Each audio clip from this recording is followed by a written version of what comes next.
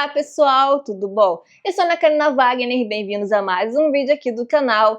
E hoje nós vamos conversar sobre, assim, fim de ano, aquelas leituras que a gente quer muito ainda conseguir concluir em 2025, sabe? Chega aquele momento do ano que a gente tem que ser, assim, super consciente, ou não tanto assim, né? De olhar para aquelas leituras em andamento, aquelas metas literárias, olhar aquelas listas que planejamos com tanto carinho no final do ano passado, início desse ano, que a gente vai se metendo em vários projetos literários, achando que vai dar conta de tudo. Aquela famosa piriguetagem literária de começar vários livros ao mesmo tempo. Que eu sou exatamente assim, né? Então, eu começo vários livros, estou lendo vários livros ao mesmo tempo, mas chega, né, fim de ano, mais precisamente agora em novembro, estou gravando 7 de novembro, e dá aquela situação que, calma, vamos organizar a mesa, porque tem muita coisa aqui, tem muitas pretensões, e estamos, né, poucos dias aí, poucas semanas, né? Dias não, vamos botar algumas semanas aí para acabar o ano.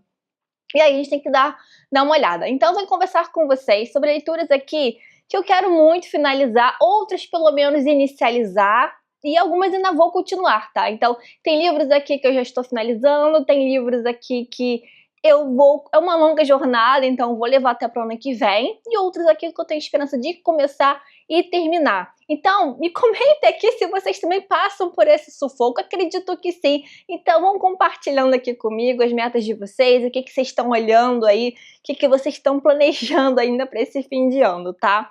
Lembrando sempre que que eu citar aqui os livros que eu citar vão estar com os links aqui no box de informação, e lembrando também, época de novembro, Black Friday ocorrendo, eu tô sempre trazendo novidades aqui pra vocês, então tem o link aqui embaixo pra vocês conferirem ofertas, enfim, gente. Vou começar então falando com vocês sobre a leitura que está em andamento e já estou finalizando ela, que na verdade é uma meta de novembro, que é 4 Estações do Stephen King. Então esse livro aqui entrou nas minhas metas, naquele que... até um vídeo que eu falei de leituras que eu quero concluir em outubro, evidentemente, né? Eu consegui até ir bem naquelas leituras que eu separei. Na verdade, depois eu vim conversar com vocês atualizando sobre as minhas últimas leituras. Estou só esperando terminar esse livro aqui, já passei da metade do livro, tá? Falta essa parte aqui. Falta, na verdade, aqui, o que nós temos, primeiramente? Aqui são não são contos, né? São 4 novelas do King, e que ele não vai explorar o terror, ele vai fugir do terror e do horror, se bem que essas coisas podem estar escondidas de outras formas aqui. Mas ele tem uma novela simplesmente linda, essa aqui é a primeira, né? De uma pessoa presa injustamente, que é a Redenção de Shawshank. Então, assim, gente, eu fiquei fascinada, mas esse assunto pra depois, tá? Mas, então, eu tô na terceira novela, já inicializei, que é O Corpo, que originou o filme Conta Comigo. E aí falta essa, que não é tão grande, e a última novela, que é bem pequenininha. Então faltam poucas páginas aqui, eu acho que em alguns dias aqui eu termino, porque o livro tá bem envolvente, tô gostando bastante das histórias, mas como eu disse pra vocês, quero terminar esse livro para atualizar vocês das minhas últimas leituras. O último vídeo que eu fiz, atualizando vocês, já tem um tempinho, já juntou uma quantidade ali pra vir falar com vocês. E aí o que eu tava falando o vídeo que eu fiz com as minhas metas aí temáticas para o Halloween, eu coloquei esse livro. Algumas metas eu cumpri bem, tá? Outras até que não funcionou, porque eu acabei colocando outros livros, trazendo literatura infanto-juvenil, enfim. Mas eu me justificando com as minhas listas. Mas isso é prestação de contas para depois. Mas estou gostando bastante, depois eu venho falar com vocês, tá, gente? Estou muito surpresa aqui, e é uma boa dica para quem quer conhecer o Stephen King e não quer se deparar tanto com aquela coisa do terror dele, do horror. Aqui tem uma segunda novela em relação a um menino ali que descobre que o vizinho já foi, né, do regime nazista, e aí fica obcecado com isso. São histórias bem diferentes, bem interessantes, todas se passam ali em Castle Rock, enfim. Depois nós conversamos sobre isso. A outra leitura, agora três que estão em andamento, tá? Mas 2 delas que eu quero terminar esse ano. Primeiramente, O Nome da Rosa, que já apareceu em outros vídeos meus eu falando, que eu já tinha inicializado. E aí agora eu realmente voltei ao que eu tinha lido no início, né, que na verdade eu tinha lido o prólogo, que na verdade falando da existência de um manuscrito que existe, que foi encontrado, o narrador falando isso, né, que na verdade tem um manuscrito, então começa justamente com esse primeiro prólogo, né? Naturalmente, o manuscrito. Então, meio que o narrador falando que encontrou um manuscrito, na verdade, que vai ter essa história que vai ser contada nesse livro, o manuscrito do Addison de Melk. E que vai ser depois que a gente vai ter contato com essa história. Então, uma história dentro de uma outra história. E aqui ele traz um pano de fundo que você fica com tanta informação, que você fica na dúvida, será se esse manuscrito existiu, será se não existiu? E, enfim, eu te lido só essa parte do manuscrito, depois do segundo manuscrito também eu tinha lido, que vai nos contextualizar sobre a questão ali na Idade Média, ali século XIV, se não me engano, século XIV, e que vai contextualizando a situação da igreja, a questão dos franciscanos, beneditinos, e a situação ali política, religiosa, conflitante ali, o que está acontecendo. E a gente vai descobrir esse Addison de Melk, ele já velho, e aí ele lembrando de coisas que aconteceram com ele no passado, e juntamente com o Guilherme de Baskerville. Então tem o Addison de Melk e o Guilherme de Baskerville. Baskerville do Cão de Baskerville, de Sherlock Holmes. Então essa dupla aí investigando crimes que acontecem nesse mosteiro aqui, e bem escondido, enfim. Só que isso é uma das camadas do livro. Então eu tinha tido esse primeiro contato, já tinha ficado interessada, voltei, li de novo essa parte, e aí me adentrei. Esse livro é dividido em 7 partes, né, depois que você passa por esses 2 prólogos, e a cada parte é um dia que ocorre. Então vão acontecer crimes ao longo desses dias. Então já aconteceu o primeiro crime, e aí ele vai começar a investigar o que está acontecendo. E os diálogos, eles são bem densos, sabe? Eles fazem muita referência a esse momento histórico. Então o Umberto Eco, ele era um conhecimento enciclopédico absurdo, e você percebe isso nos diálogos. O início é bem mais desafiador, mas depois que você passa aí dessa primeira parte aí, você já dá uma respirada um pouco melhor, né? Os termos em latim têm tradução aqui no final, que não existia antes nas outras antigas edições, né? Então, já na edição capa dura, e essa edição você já encontra isso. Mas mesmo assim, você tem que dar uma paradinha, dar uma pesquisada, assim, para quem não tem essa familiaridade com a história, assim. Mas o manuscrito, esse início do manuscrito, tal, essa contextualização, dá um pano de fundo bacana, mas tem muitos símbolos, é muito bacana, sabe? O livro, a gente percebe que ele é repleto de camadas, tem essa camada investigativa, mas tem outras coisas acontecendo, assim. E eu tô, assim, tô super empolgada com esse livro, tá? Então, assim, muito interessante mesmo, e é uma leitura que acredito que pelo menos eu pegue uma parte por dia. Assim, não vou demorar muito para concluir, né, agora que eu já acredito, eu abri minha esperança, mas ela tá mais fluida agora, tá? Então o início realmente ficou mais truncado, mas eu tô agora na segunda parte, assim, tá? No segundo dia, e tô sentindo que tô mais ambientada ali com a história, com os personagens, enfim, mas os diálogos, eles são mais densos. Vamos conversar isso depois com mais calma, enfim. Outro livro aqui, que já apareceu no canal algumas vezes e tal, sim, David Copperfield, do Charles Dickens.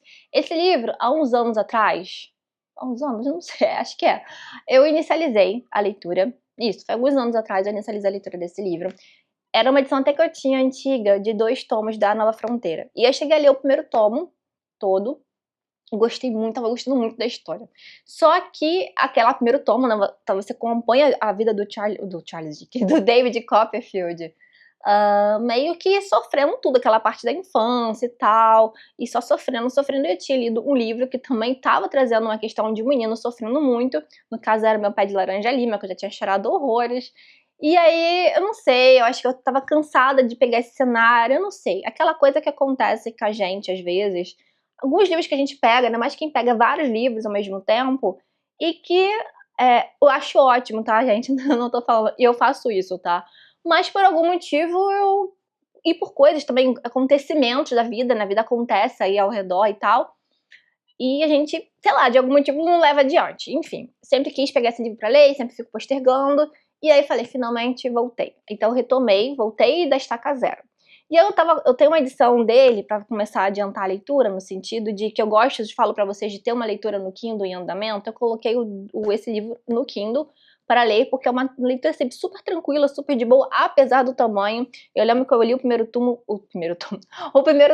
bem, assim, bem rápido dessa forma, assim, não querendo acelerar a leitura, tá? Quando eu falo rápido, assim, não é... É bem envolvente, você não quer largar o livro, a história é bem contada, então não é tão densa como eu disse pra vocês em Nome da Rosa, por exemplo, que você tem que parar, prestar atenção, olhar o que tá acontecendo mesmo. Então aqui é uma leitura que você consegue, sabe? Você consegue avançar bem e sem sentir que tá muito gostosa a leitura. E aí eu consigo, livros assim, eu acho que funcionam muito bem, principalmente no Kindle. E aí o que eu fiz? Só que a edição que eu tenho no Kindle é da Penguin, que tem a tradução do José Rubens Siqueira, acho que é isso, que é o mesmo tradutor, se eu não me engano, da edição que sai da Kozak na IF. E aí eu percebi que eu tava assim, eu pegava o Kindle, tava super fluida, como eu pegava aqui, eu dava uma demorada. Aqui a tradução é do Bruno, esqueci o nome dele, é Bruno Gambarotto. Mas aqui tem comentários, tem bem mais comentários, tem ilustrações originais. Gosto muito desta edição, mas para mim está fluindo melhor a leitura no Kindle. A tradução está bem interessante, estou gostando bastante. Inclusive, estou pensando em adquirir. Gosto muito dessa da Zahar, quero ficar com essa da minha da Zahar. Ainda mais que eu sei que vai ser um livro que eu gosto muito, Charles Dickens e tal. Mas estou pensando, olhar aí se vai aparecer alguma oferta depois da edição da Penguin. Estou pensando ainda, mas estou fazendo isso. Estou fazendo a leitura tanto da edição pelo e-book, né, com a tradução da Penguin e da Zahar, tá? A da Zahar é boa a tradução, tá, gente? Não é isso. Mas às vezes eu achei mais palatável, assim, mais... Não sei, eu achei mais... Não sei, pra mim tá fluindo melhor a da Penguin. Quem já leu, depois me comenta aqui o que vocês acham. Mas eu acho esta edição, gente, é belíssima, né? Pelo amor de Deus. Eu acho lindíssima essa da David Copperfield. Também tem as ilustrações originais, como eu disse pra vocês, e também tem vários comentários, então eu acho que essa edição tem mais comentários. Por alguns motivos eu acho interessante, tem hora que eu também não gosto de ter muito, porque eu também não quero parar tanta leitura, depois eu volto. Enfim, só quando eu acho mais necessário. Tô super empolgada, né? Essa afinal é o favorito, o filho favorito do Dickens, um romance meio que autobiográfico. Então, assim, tá emocionante. Tô louca depois pra conversar com vocês. Então, essa leitura eu quero realmente, vou concluir esse ano, tá? Não vai passar disso, com certeza. Outro que eu também já comecei, mas esse acredito não, tenho certeza, na verdade, que não é pra ser finalizado esse ano, porque se eu falei que o Nome da Rosa é denso, gente, vocês não têm noção o que é este livro aqui do Thomas Mann, tá? Eu sei que Thomas Mann tem essa... Ele é bem conhecido dessa forma, né, como ser mais difícil um pouco os livros dele e tal. José e seus irmãos é o meu primeiro contato com Thomas Mann. Na verdade, eu nunca vi isso como uma boa, assim, opção, uma coisa recomendável. Sempre falam para começar com os menores dele, ou como, por exemplo, com os Buddenbrook, que é uma coisa que eu iria fazer, na verdade, mas eu fiquei muito entusiasmada quando eu vi que a Tati Feltrin ia fazer uma leitura compartilhada desse livro. E eu gostei muito da premissa dessa história, eu gosto muito de histórias bíblicas, gosto muito da história de Gênesis e gosto especificamente da história de José, do Egito.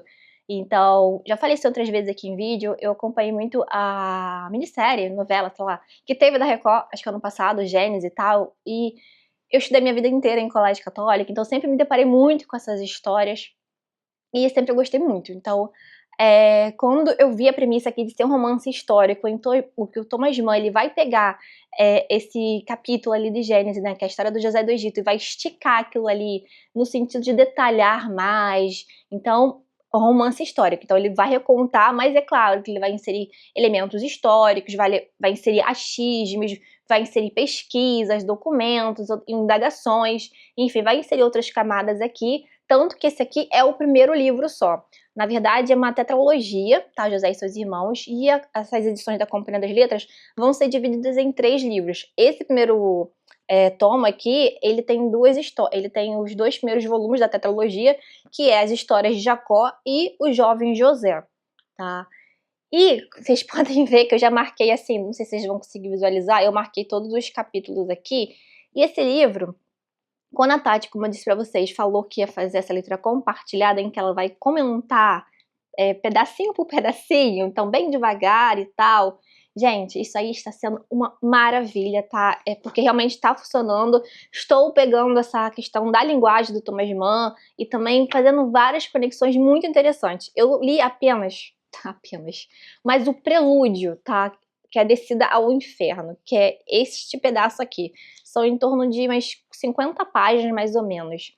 O tanto de anotação que eu já fiz neste livro é absurda, porque ele faz, assim, ele faz conexões com muita coisa, como eu disse pra vocês. Ele vai, nesse prelúdio, ele vai falar muito sobre começos importantes, sobre a questão de como é difícil você voltar no passado, querer contar uma história. Afinal, ele quer contar uma história super famosa, José do Egito, mas ele não quer simplesmente começar o livro tascando isso. Ele vai pegar esse prelúdio para ambientar a gente no que... Acho que resgatar aquele sentimento também, e também deixar bem claro que aqui vai muito além de questão religiosa, né? Lembrando, é um romance histórico.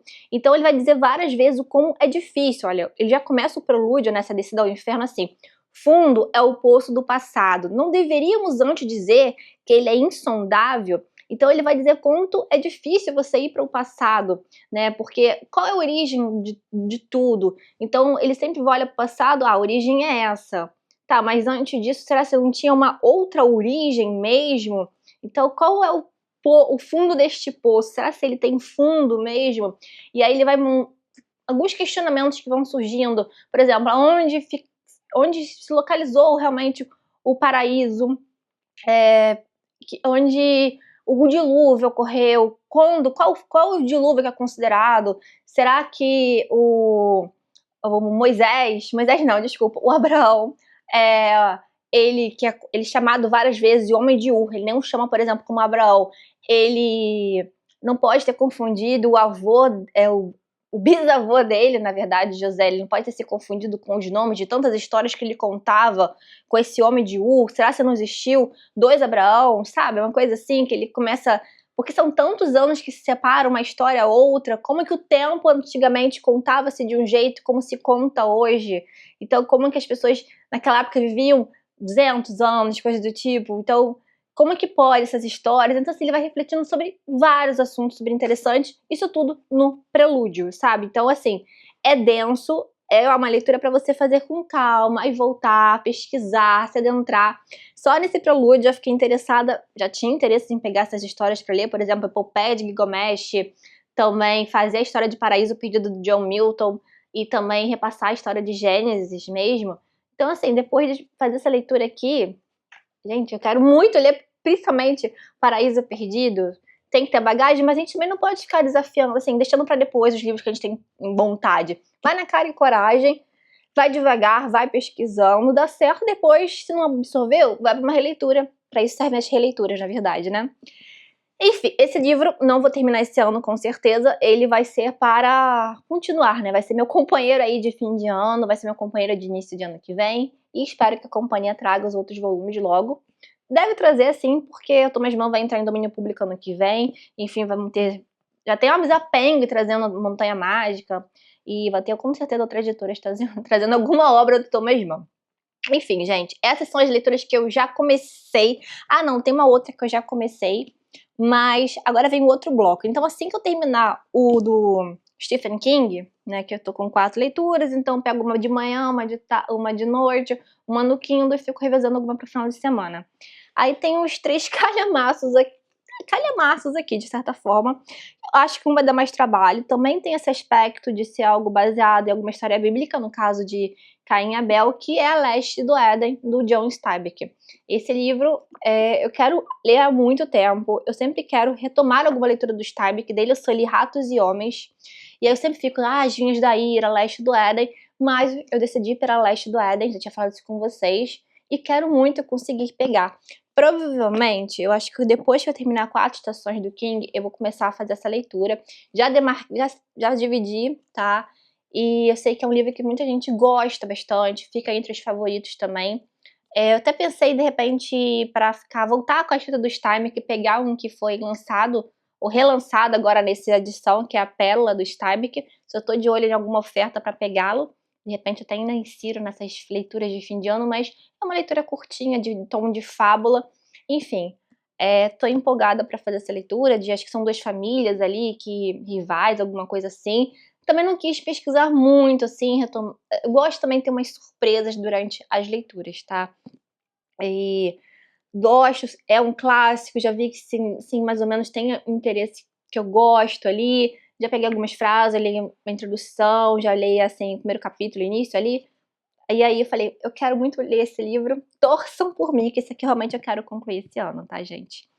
E mais, assim, um outro que eu falei pra vocês que eu já tinha inicializado, e aí esses dois aqui que eu vou falar pra vocês, eu quero deixar mais para dezembro, tá? Porque eu acho que tem tudo a ver. Primeiramente é o Ben-Hur, né, que vai acompanhar essa história do Judá Ben-Hur, né, que ele é traído e tal, e vai se passar no tempo de Cristo. Eu venho muito motivada, na verdade essas duas leituras que eu vou falar com vocês, elas já apareceram falando que eu queria lê-las esse ano, e continuo falando isso, tá? Porque eu fiz uma leitura que me gostei demais, que foi Covarde, já panfletei assim inúmeras vezes aqui no canal, vou continuar falando, tem vídeo aqui no canal sobre essa leitura que eu fiz, resgatando muito essa questão de transformação, da questão da fé. É um romance, tá? Um romance histórico, enfim, maravilhoso, um grande épico cristão. O Ben-Hur também se enquadra nesse estilo, de um grande épico clássico cristão, sabe? E ele já começa justamente com a visita dos três reis magos, nascimento de Jesus Cristo. Então, assim, eu já li até a página 48, uma leitura super fluida, tô gostando bastante, e eu quero agora deixar para fim de ano, acho que tem tudo a ver com esta temática, então, de provação também, e virou, assim como o Covarde virou um grande filme e tal, super prestigiado, elogiado, então é uma leitura que eu quero aí focar mais para dezembro. Se bem que dezembro a gente não adianta botar muitas metas, né, que dezembro é um mês normalmente corrido, e eu também sou a louca do Natal, gosto de trazer leituras temáticas, e vocês vão ver que nessa pilha não inclui nenhuma leitura temática. Mas as minhas leituras temáticas normalmente envolvem livros mais curtos ou contos, mas depois eu trago indicações e vamos falar sobre leituras temáticas, tá? E ainda também nessa pauta aí de livros que o Covardes me estimulou a buscar, olhar, veio o Médico de Homens e de Almas, da Taylor Cadell. Ai, esqueci de falar, gente, o escritor aqui, Lew Wallace, né, do Ben-Hur. E aqui nós temos o Médico de Homens e de Alma, que é da Taylor Cadell, que ela escreveu esse livro acho que por mais de 40 anos, acho que para escrever esse livro e tal, que vai contar a história de São Lucas. Então, muito assim, envolvida também com este livro, buscando outros livros ali. Encontrei essa edição aqui, também achei maravilhosa. Acho que estavam fazendo já essa edição em capa dura. Inclusive, tem um outro livro, acho que eu quero muito também ler esse livro, conhecer a história de São Lucas, né? E justamente, peraí rapidinho para mostrar aqui a edição, tá? Com fitilho, lindíssima. E a diagramação super confortável também, a folha. Então, eu acho que vai ser uma leitura que vou ficar bem fissurada, como eu fico normalmente com esses tipos de livro. Mas tem o Grande Amigo de Deus, que vai contar a história de Paulo de Tarso. Que aí é um apóstolo, sim, um personagem que realmente aparece, uma figura muito importante ali também para o livro de Covardes. Só que ele é bem maior do que esse. Então, acho que eu quero muito terminar esse livro aqui para colocar o Grande Amigo de Deus, acho que é isso o livro, para ano que vem, tá? Então, é uma leitura aí que eu tô, assim, empolgada para fazer. Já me falaram super bem. Então, assim, essas são as minhas prioridades, digamos, né? São livros grandes, mas como eu disse pra vocês, tem uns aqui que são mais fluidos, tem uns que eu não vou terminar, mas esses outros eu quero muito conseguir. Oremos, torçam por mim, tá? E aí agora, esses últimos aqui, tá, que eu vou falar com vocês, eles estão nas minhas metas. Eu acho que nenhum desses que eu falei, acho que nenhum desses que eu falei eu coloquei nas minhas metas de 12 livros para 2025, tá? Não conseguimos ainda bater a meta de fazer todos os 12 livros, mas acho que esse ano acho que foi o ano que eu fui melhor, tá? Mas isso também é um assunto para depois, pra gente conversar sobre como que ficou as leituras e tal. Mas tem algumas leituras que vocês vão ver que não vão aparecer, que eu não li ainda dos meus 12 livros, mas que eu não coloquei como prioridades. Enfim, acontece isso, né? A gente vai colocando outras leituras. Então, quando já tô elaborando minha lista para o ano que vem, e tô pensando com mais calma em alguns elementos, mudar algumas coisas. Mas, assim, a pessoa nem acabou, né? Mas eu acho que com certeza vocês são assim, né? A gente nem está correndo já para ver se dá conta.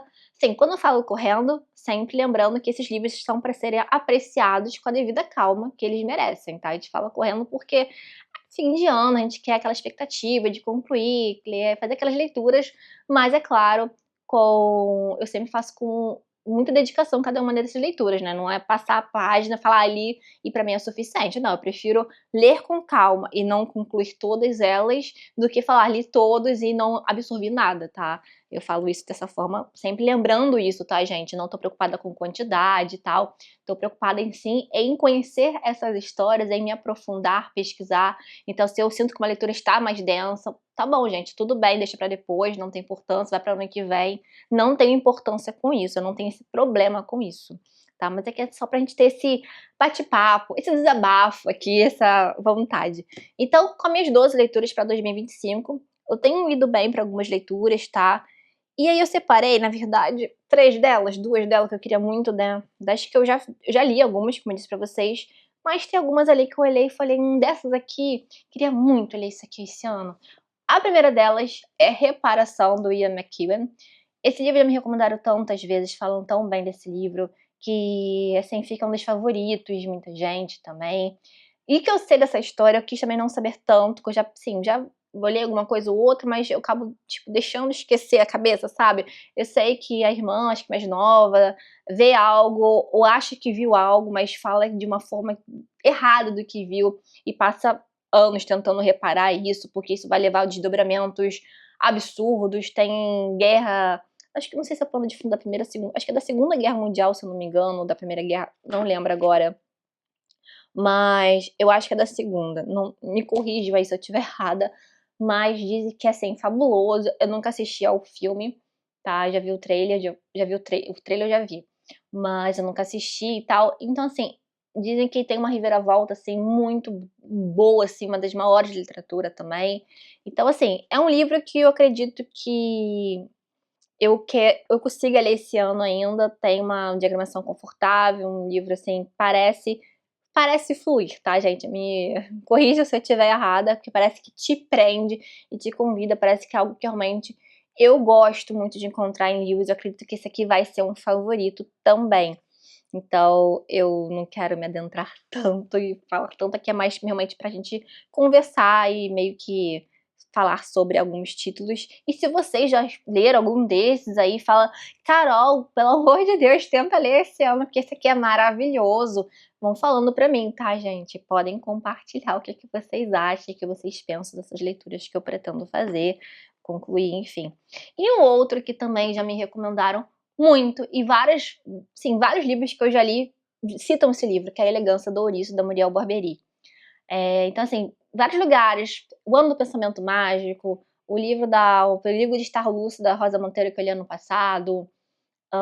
Tem outros livros também, eu acho que o Diário da Susan Sontag, que eu já li. Então, assim, outras obras que eu já fui lendo, eu indico esse livro. Já me indicaram também que eu ia gostar desse livro. E tem, acho que são 2 narradoras, enfim. Não lembro tanto agora de cara, assim, mas falaram que eu ia gostar muito. Eu sempre procuro citações referentes ao livro pra ver se eu vou gostar. E acho que vou gostar. Se bem que eu acho que eu tenho mais chance do Reparação, né? Tem um grupo aí que não gosta tanto desse livro, acha que ele é superestimado. Não sei, quero descobrir, mas entre esses dois, a minha prioridade ainda é pegar Reparação, mas quero muito tentar ler finalmente A Elegância do Ouriço, tá? E um outro aqui, que é, na verdade, assim, eu falei que tá na minha meta dos 12 para 2025, mas não é exatamente ele. Então eu vou fazer meio que uma tentativa para ver se eu não pego o livro, digamos, equivalente. O que tá na minha meta do Essa de Queiroz não é o Primo Basílio. Eu botei A Relíquia. Mas eu não estou tão animada com A Relíquia agora para fazer, fim de ano, não pretendo. Estou mais animada, não porque quero colocar nas minhas metas, mas já estava animada realmente em fazer a leitura de O Primo Basílio. É um livro que eu já li na época da escola, só que eu não lembro se eu concluí. Eu lembro que eu li, eu lembro do início, lembro de não estar gostando tanto, e também eu acho que era aquela, assim, tinha uma época que eu já li, naquela época que eu li, eu queria livros com finais felizes, com romance, ou com alguma coisa assim. Acho que eu vi coisas, tava lendo, que tinha adultério e coisa do tipo. Acho que eu falei, não tá sendo muito pra mim. Acho que foi, aí eu não lembro se eu parei ou se eu li meio que, sabe, aquela coisa que eu só vou retomar, saber se eu li ou não quando eu ler, o livro de novo. O mesmo aconteceu quando eu fiz a leitura de, por exemplo, A Moreninha. Eu tinha lido na época da escola, e depois, há uns anos atrás, quando eu peguei pra ler, achava que eu não tinha lido mesmo, nem me toquei ao título. Falei, peraí, eu já conheço a história. Quando chegou uma cena ali no final, eu falei, eu já li essa história. Então, enfim, de qualquer forma, o Primo Basílio, ele me traz mais curiosidade. Eu tenho essa vontade tanto pra saber se eu já li e tal. Então, tem, como eu disse pra vocês, a questão do adultério, o marido vai viajar, e a Luísa, não é isso? Ela tem caso com o primo dela, primo Basílio, enfim. E original, né, tem citação aqui da música da Marisa Monte, eu gosto muito, Amor, I Love You. Enfim, gente, eu quero muito falar assim, li esta obra. Então eu vou dar uma roubadinha aí, trocando uma obra do Eça de Queiroz pela outra. Teoricamente tem a mesma quantidade, eu acho que é um pouco maior, não sei. Acho que é quase a mesma coisa de páginas, tá? Então eu tô trocando a Relíquia, do Eça de Queiroz, por Primo Basílio, nessa tentativa de ainda ler Eça de Queiroz esse ano. Na verdade, o que eu coloquei na minha meta não foi ler, eu queria, quando eu bolei a lista dos 12 livros para 2025, eu falei, eu quero pegar um livro de literatura portuguesa. Eu acho que eu não li nenhuma literatura portuguesa, e eu gosto muito de literatura portuguesa, então eu acho que essa é a minha vontade ainda de tentar ler esse livro este ano. Mas assim, dentre esses todos que eu citei, esse é o que tá com a menor prioridade, assim. É tipo, se eu terminar essas leituras menores e quiser uma outra leitura se encaixar, coloco esse, tá? Então, acho que eu meio que citei com vocês aqui durante o vídeo a minha ordem de prioridades das leituras que eu quero muito concluir esse ano. E aí, pessoal, o que vocês acharam aí da minha situação? Vocês compartilham dessa situação que eu estou? De chegar assim em época de fim de ano e ficar olhando ali as listas que vocês resolveram participar, aqueles projetos, leitura conjunta que vocês começaram e não finalizaram. Depois a gente pode conversar sobre isso. Tem outros livros que eu comecei, ou nem comecei, eu cheguei a separar e tal, mas um deles foi, por exemplo, As Benevolentes. Eu falei, não, tá muito pesado pra agora, vou deixar pra depois, já é um livro grande e tal, mas tá tudo separadinho e tal. Talvez para o ano que vem eu pegue esse livro. Mas eu sou muito assim, às vezes eu me empolgo e tal, mas eu acho que eu funciono assim de boa, eu acho que vai da empolgação do momento também. E muitas vezes a empolgação do momento é o que me faz pegar vários livros e concluí-los também. Então, como vocês funcionam, e me compartilhem aqui comigo, se vocês já leram alguma dessas obras, como eu disse, se vocês têm alguma, fala assim, Carol, esse aqui é sensacional, lê logo, eu quero saber a sua opinião também, ou, por favor, leia, porque é muito bom, é um livro que eu gosto muito, e compartilhem comigo a lista de vocês, aquela lista de última hora, aquela lista que vocês estão olhando, sabe, olhando cada uma das listas, olhando cada uma das coisas que vocês estão fazendo, e falando, não, esse daqui que eu quero focar agora no fim de ano, tá bom? Compartilhe comigo. E se vocês também já estão começando a pensar nas metas de 2026. Eu já tô montando, tá? Minha listinha de 2026. Depois acho que eu quero fazer uma live aqui pra gente conversar, pra tentar pensar. Aliás, vocês já podem ir comentando aqui pra mim isso. O que vocês gostariam que eu lesse em 2026? Só pra, sabe, ter uma ideia aí do que eu vou bolar para o ano que vem. Mas a gente vai conversando isso em outros vídeos, em outras lives. Tá bom, pessoal? Espero que vocês tenham gostado. E, olha, um beijo enorme. Lembrando sempre que o vídeo termina, mas o nosso bate-papo continua sempre aqui nos comentários. Tá bom, pessoal? Tchau, tchau!